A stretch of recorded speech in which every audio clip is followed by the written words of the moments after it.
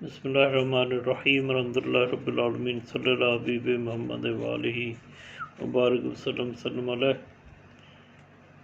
میں اپنے اس بیان میں یزید نے جو گستاخیاں اہل بیت طاہر کے ساتھ کی، امام حسین علیہ السلام کے سر مقدس کے ساتھ کی، اور آپ صلی اللہ علیہ وسلم کی شان میں گستاخیاں کی، اس کا بیان ایک جگہ میں اکٹھا کرنا چاہتا ہوں تاکہ سننے والے کو اندازہ ہو کہ یزید کس طرح کا آدمی تھا، ظالم تھا، بہت بڑا فاسق تھا، بلکہ اس کے اوپر فتوے بھی جو ہمارے امام ہیں انہوں نے دیے ہیں کہ کفر کے فتوے دیے ہیں جب اس نے رسول کی شان میں گستاخی کی ہے۔ تو جب اسیران آل محمد صلی اللہ علیہ وسلم کو شام میں لایا گیا، دمشق کے باب سعد پر 3 روز تک 3 شب و روز وہاں پہ انہیں روکے رکھا، اور روایت میں آتا ہے کہ 17 نمازیں وہاں پہ اہل بیت طاہر نے پڑھی۔ اس دوران میں پورے اپنے وہ شہر کو سجا رہا تھا، بازاروں کو سجا رہا تھا تاکہ خوشی کا اظہار کر سکے۔ تو وہاں پہ اس نے ناچ گانے والوں کو، ڈھول بٹا گانے والوں کو اکٹھا کیا ہوا تھا۔ تو جب یہ سارا انتظام ہو گیا اور اس اپنی جو فتح کی خوشی میں وہ بالکل مدہوش تھا، تو اس وقت یعنی ڈھول طبل بج رہے تھے، گلوکار گانے گا رہے تھے۔ اس حالت میں اسیران اہل بیت کو اپنے دربار میں اس نے دمشق شہر میں اپنے دربار پہ آنے کی اجازت دی۔ اس دن یزید اپنے محل جارون میں تھا تاکہ دمشق شہر کے باہر کے مناظر مشاہدہ کرے۔ جب اس کی نگاہ شہداء کے مقدس سروں پر پڑی اور وہ قیصر جارون کے دروازے پر پہنچے تو کعبے نے کائیں کائیں کی آواز بلند کی۔ جب یزید نے کعبے کی آواز سنی تو یہ اشعار پڑھے: جب محمل ظاہر ہوئے اور شہداء کے سر آفتاب کی مان جارون کے ٹیلوں پر چمکے تو کعبے نے کائیں کائیں کی آواز بلند کی۔ میں نے اسے کہا، اب تو اپنی آواز بلند کر یا نہ کر۔ میں نے رسول اللہ صلی اللہ علیہ وسلم، اس نے تو نہیں کہا لیکن ہمیں تو کہنا چاہیے، صلی اللہ علیہ وسلم سے اپنا قرض چکا لیا۔ یزید کے یہ کفری اشعار اس کے کفر پر دلالت کرتے ہیں، اس لیے جوزی، قاضی ابو یعلا اور جلال الدین سیوطی نے یزید پر کفر کا فتویٰ لگایا ہے، اس پر لعنت بھی کی۔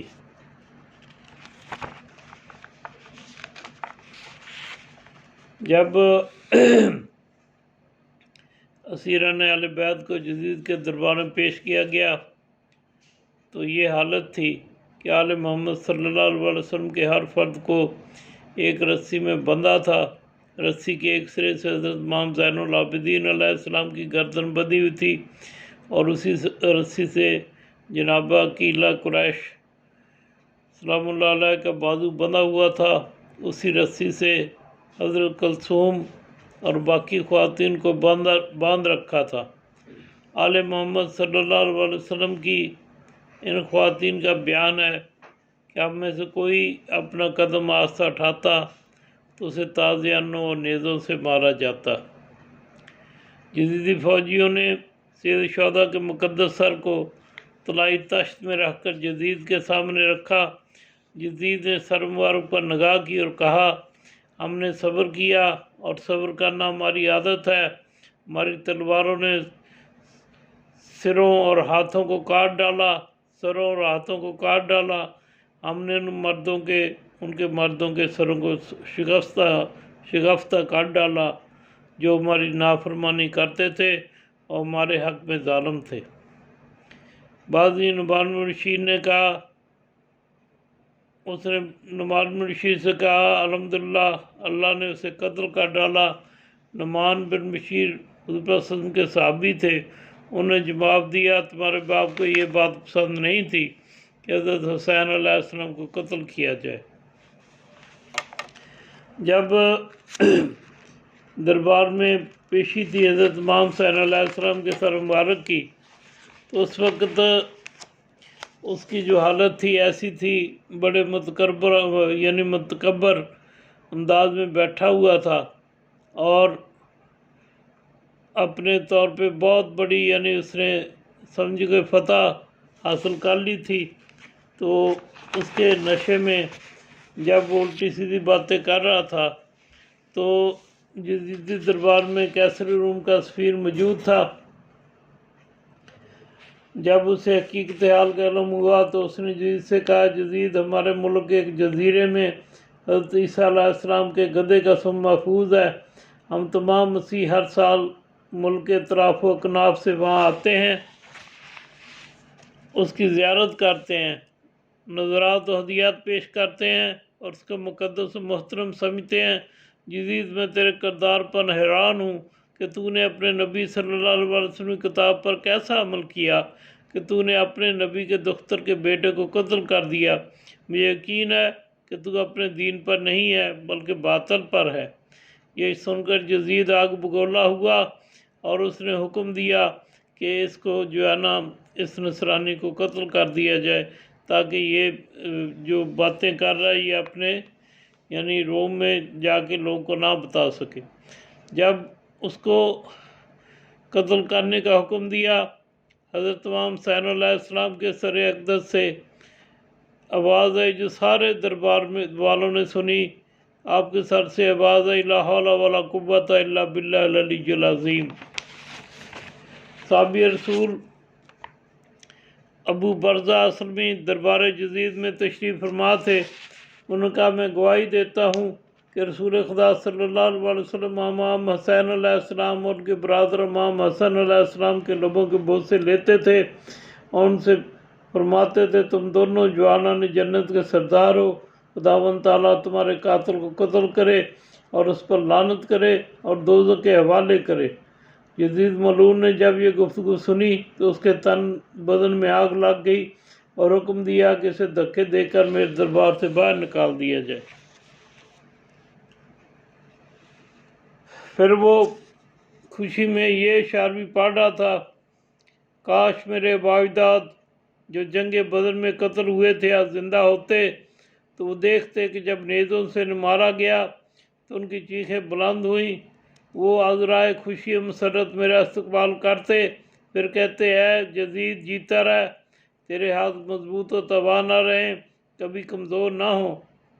ہم نے اپنے دشمن کے بزرگوں اور سرداروں کو قتل کر ڈالا اور اپنے بدر کے مقتولین کا بدلہ لے لیا۔ بنو ہاشم نے حکومت کے اصول کی خاطر ایک کھیل کھیلا تھا، نہ کوئی خبر کسی طرف سے آئی اور نہ ہی کوئی وحی نازل ہوئی، اسے وحی کا بھی انکار کیا، نزول وحی کا بھی انکار کرتا ہے۔ میں اپنے باپ خندم سے نہ ہوں گا اگر میں نے احمد مرسل صلی اللہ علیہ وسلم کے اہل بیت سے انتقام نہ لے لیا۔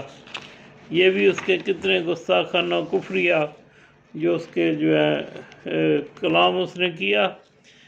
حضرت سکینہ علیہ السلام جب مدینہ شریف میں آئیں، حضرت زینب سلام اللہ علیہ کے ساتھ حضور پاک صلی اللہ علیہ وسلم کے دربار پر پہنچی روضہ اقدس پر، تو حضرت زینب علیہ السلام نے جو آپ صلی اللہ علیہ وسلم کے حضور میں اپنی گزارشات پیش کی، انہوں نے کہا، نانا کے شہر ہمیں قبول نہ کرو، ہم مصائب و مظالم کے طوفان سے گزر کر واپس آئے ہیں۔ جب ہم نے تجھے چھوڑا تھا تو ہمارے تمام جوان اور ہمارے تمام بزرگ صحیح سالم تھے، اب ہم تیری طرف واپس آئے ہیں تو ہمارا کوئی بھی جوان واپس نہیں آیا، ہمارے سارے کے سارے جوان مارے گئے۔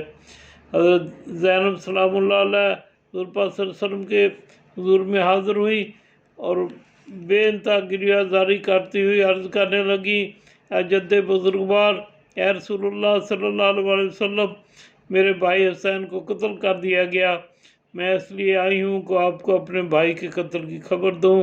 حضرت سکینہ سلام اللہ علیہ نے جو فرمایا عرض کی حضور پاک صلی اللہ علیہ وسلم کے حضور میں، انہوں نے فرمایا عرض کی، اے نانا بزرگوار، اے رسول اللہ صلی اللہ علیہ وسلم، جو ہم پر مصائب نازل ہوئے وہ میں آپ کے حضور میں پیش کرنا چاہتی ہوں۔ اللہ کی قسم، میں نے یزید سے بڑھ کر کسی کو اتنا پتھر دل نہیں پایا۔ میں نے ایسا کافر، مشرک، شریر اور ستمگر اور ستم پیشہ کسی کو نہیں دیکھا جو یزید سے بڑھ کر ہو۔ اس کے ہاتھ میں چھڑی تھی، وہ چھڑی میرے بابا کے دندان مبارک پر مارتا تھا اور کہتا تھا، اے حسین، تو نے میری طاقت کو کیسا پایا؟ اللہ تعالیٰ اس کی قبر کو آگ سے بھر دے، اور قبر میں آخرت میں یہ لائن جو ہے اللہ تعالیٰ کے غضب کا شکار رہے، جس نے حضور پاک صلی اللہ علیہ وسلم کی شان میں گستاخیاں کی۔ حضرت امام صلی اللہ علیہ وسلم کی شہادت کو اس نے اپنی بہت بڑا اعجاز سمجھا، اور اس نے سمجھا کہ اب میری حکومت مستحکم ہو جائے گی۔ اور پھر جو یزید میں کے دربار میں اہل بیت طاہر کی بیبیاں، حضرت زینب سلام اللہ علیہ اور سکینہ سلام اللہ علیہ، اور دوسرے وفود کے بچیاں، اور حضرت